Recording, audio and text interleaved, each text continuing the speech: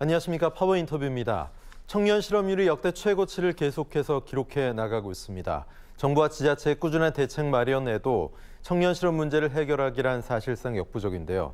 이런 가운데 더불어민주당 대선 주자인 문재인 후보의 아들 취업 특혜 논란이 불거지고 있습니다.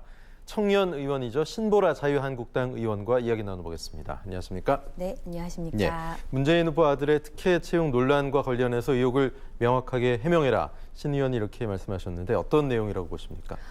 문재인 후보 측은 지난 10년 동안 사실상 거의 다 해명이 됐다라고 이야기를 했습니다. 그 증거로서 내민 게 2007년에도 감사보고서가 있었고 2010년에도 감사보고서가 있었다라고 주장을 하는데요.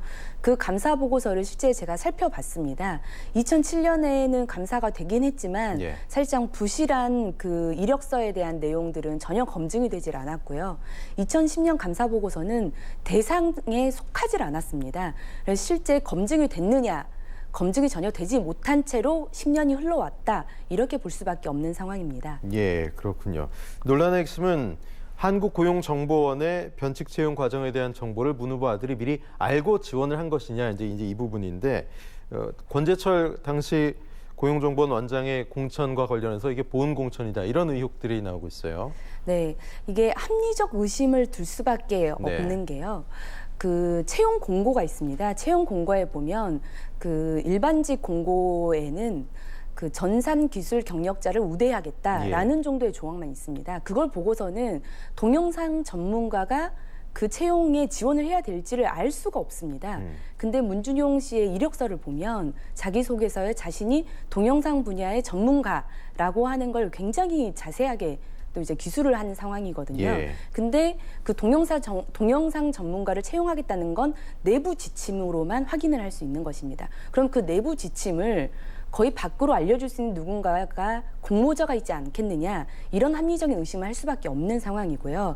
아시다시피 그때 당시 고용정보원 원장은 당시 문재인 후보와 청와대 재직 시에 함께 일했던 비서관이었습니다. 그러니까 아무래도 뭔가의 연관성이 있지 않겠느냐, 그런 의심을 살 수밖에 없는 것이죠. 예. 그러면 또 이 문 후보의 아들의 자기소개서가 좀 성의가 없고 또 사진부터 좀 부적절하다, 이제 이런 지적들이 있잖아요. 이건 어떤 내용입니까? 청년들의 공분을 사고 있는 내용이 사실상 그 자기소개서와 이력서의 내용들입니다. 예컨대 우리가 요즘 정말 신의 직장, 특히 공기업, 공공기관에 취업하기가 정말 하늘의 별 따기인데요. 10년 전에도 마찬가지였습니다. 경쟁률이 굉장히 20대 1, 30대 1 되는 게 사실이었는데 2명이 응시를 했고 2명이 채용이 됐습니다. 그중 한 분이 그 문윤용 씨라는 것이죠. 그리고 그 이력서의 내용을 보니까 실제 귀걸이와 그 점퍼 차림의 사진으로 찍혀 있습니다. 근데 예컨대 지금 우리가 사진을 찍을 때 많은 청년들이 옷은 어떻게 다듬을지, 머리는 어떤 모양새로 할지, 배경은 흰색으로 할지, 검은색으로 할지, 그것에 따라서도 얼마나 그 회사에 맞는 이미지가 될 수 있을지에 대해서 굉장히 고민하면서 사진을 찍는 게 현실이거든요. 이런 현실과는 너무나 괴리되어 있다라는 것이고, 자기소개서도 불과 12줄 정도로 이렇게 소개를 해놓은 상태입니다. 이런 부실한 이력서가 어떻게 통과될 수 있었겠느냐. 그리고 2명 응시에 2명이 채용됐다. 이게 과연 정말 특혜가 없이는 들어갈 수 있겠느냐, 이런 정황과 의심을 살 수밖에 없다고 보고 있습니다. 예, 응시 서류 제출일이 고쳐졌다라는 의혹 제기는 어떤 내용입니까? 실은 그 응시 마감일은 12월 6일이었습니다. 근데 이제 응시 서류 중에 몇 가지가 있습니다. 자기소개서를 제출해야 되고 응시 원서, 그리고 졸업 애정 증명서랄지 이제 학력 증명서를 제출하게 되어 있습니다. 근데 제출된 졸업 애정 증명서의 날짜는 12월 11일로 박혀 있는 것이죠. 그걸 보면 어쨌든 그 마감 기한이 지나서 제출이 된 것입니다. 근데 응시 원서 날짜는 12월 4일로 되어 있는데요. 그 4일이 10일자에 가로획을 쳐서 사로 만든 것이 아니냐, 그런 이제 필체 감정에 대한 의뢰가 있는 것이 사실입니다. 예, 입사 이후 1년 2개월을 다니고 해외 연수 기회를 따내서 37개월분의 퇴직금을 수령했다는 추가 의혹이 불거진 상황인데요. 만약에 회사 자체 규정상 문제가 없다면 이거는 괜찮은 부분입니까? 어떻게 보세요?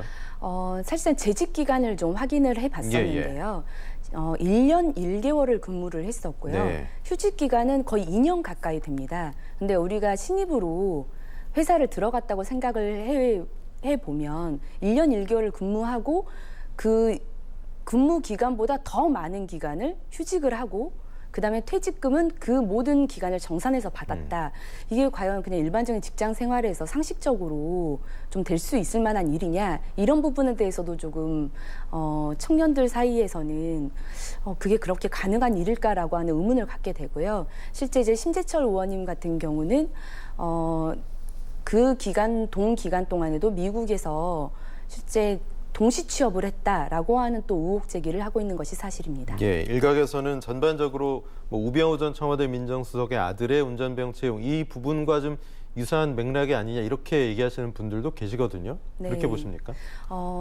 이 문제의 핵심은 능력이 있느냐 없느냐 이런 문제라기보다는 내가 능력을 인정받고 그 채용 과정에 투명하게 들어갈 수 있는 기회가 투명하게 공정하게 제공됐느냐, 네. 실은 이것이 핵심입니다. 근데 2명 채용에 2명이 응시했고 이력서나 자기소개서의 내용이 굉장히 부실한데도 그 허들을 채용 문을 그렇게 쉽게 통과할 수 있었다는 것에 대해서 그런 의문점을 갖고 공분을 사고 있는 것이거든요. 그래서 뭐 정유라 입시 특혜에서도 그렇지만 그 특혜가 제공되는 것, 그것이 특정인에 대해서만 유리하게 작용했다는 것에 대한 많은 문제의식을 청년들이 갖고 있다. 저는 그렇게 보고 있습니다. 예, 말씀하셨듯이 이게 10년 전 이야기거든요. 문 후보 측에서도 이미 다 검증이 끝나고 논란이 왜 다시 지금 끄집어내서 이렇게 만들어지는지 모르겠다 이런 입장인데 어떻게 보세요?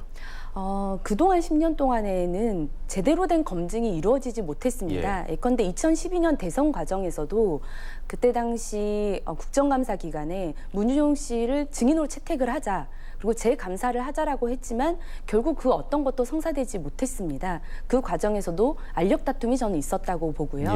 그리고 문재인 후보 측도 문재인 후보 측의 입장을 빌려서만 얘기하지 문 후보의 직접적인 해명을 그동안 한 번도 밝힌 적이 없습니다.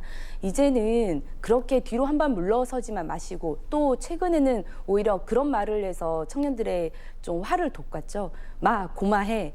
근데 실은 이런 팩트 체커도 굉장히 중요하지만 후보의 아들이 특혜 의혹이 있다라고 하는 것에 대해서는 후보의 직접적인 표현으로서 저는 해명이 필요한 사안이다라고 봅니다.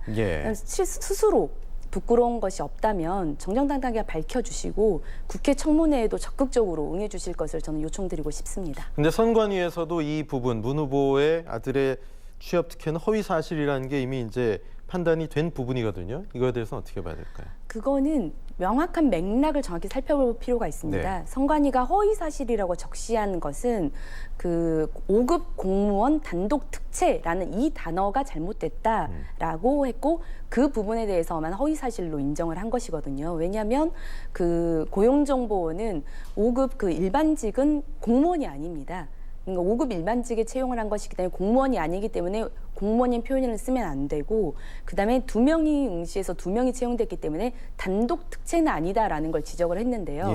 오히려 선관위도 조금 실수를 한 측면이 저는 있다고 봅니다. 그 부분을 허위 사실로 적시한 걸 명확히 해줘야 되는데, 오히려 이 허위 사실이나 아니면 이 우리의 의혹 제기, 그리고 그 문준용 씨 특혜 채용에 대한 여러 문제점들에 대해서 제기하는 것 자체 모두를 다 허위 사실로 공표를 하거나 하진 않았거든요. 저는 좀 오해를 살 만한 행동을 했다라는 점도 조금 지적할 필요성이 있다고 봅니다. 예, 이제 뭐 양측이 법적 공방할 것 같습니다. 문 후보 측에서는 심재철 부의장에 대해서 고소고발, 그리고 자유한국당도 문 캠프 측을 허위 사실로 고발한다, 이렇게 보도가 나왔거든요. 어떻게 전개가 될까요? 저는 진실은 밝혀질 수밖에 없다. 근데 한편으로는 아쉬운 것이 한국고용정보원에서 여러 자료 요구를 제가 직접 했습니다. 근데 고용정보원 측에서도 이미 자료는 거의 다 폐기가 됐다라고 얘기를 합니다. 근데 예컨대 채용 과정에 필요한 서류들은 영구 보존하게 되어 있고 인사기록에 관한 서류들도 영구 보존하게 되어 있습니다. 실은 그런 절차들을 좀 어기면서 문서가 폐기된 데에는 또 나름의 뭔가 이유가 있는 것이 아닌가라는 생각을 성적을 지울 수가 없고요. 예. 진실은 밝혀질 것이기 때문에 이런 대응에 있어서도 결국 결과론적으로는 증명이 될 것이라고 생각합니다. 예, 우리 신보라 의원께서는 청년 비례대표로 입성하셨는데 국회에요. 시간이 얼마 없습니다. 공약이나 네. 정책, 청년 위한 것들 좀 많이 개발하셔야 될 텐데 어떤 것들이 좀 준비가 될까요? 요즘 청년들이 지금 이런 그 후보 아들의 특기 채용 과정에 대한 여러 의심, 이런 공분 그 배경에는 정말 엄청나게 힘든 취업난이 있습니다. 그리고 대학 졸업을 하고서도 실제 취업 기간까지가 약 11.2개월 정도가 소요된다고 하더라고요. 그만큼 이런 첫 직장을 갖는 것, 첫 소득을 갖는 게 굉장한 힘든 일인데, 그래서 많은 그 청년 정책은 보다 능력에 맞는 일자리를 빠르게 가질 수 있도록, 그리고 취업 준비 과정에서 겪는 생활고나 그런 어려움들은 그래도 국가가 나름대로의 지원을 해줄 수 있는 방안을 찾는 것, 거기에 또 집중되어야 될 것 같고요. 궁극적으로는 공정한 채용 문화를 만들어가는 것, 그런 정책을 피기 위해서 지금 열심히 공약을 만들고 있습니다. 네, 계속 애써주시기 바랍니다. 자유한국당 신보라 의원 모시고 이야기 나눴습니다. 고맙습니다. 네, 감사합니다. OBS 파워 인터뷰를 마칩니다. 시청해주신 여러분 고맙습니다.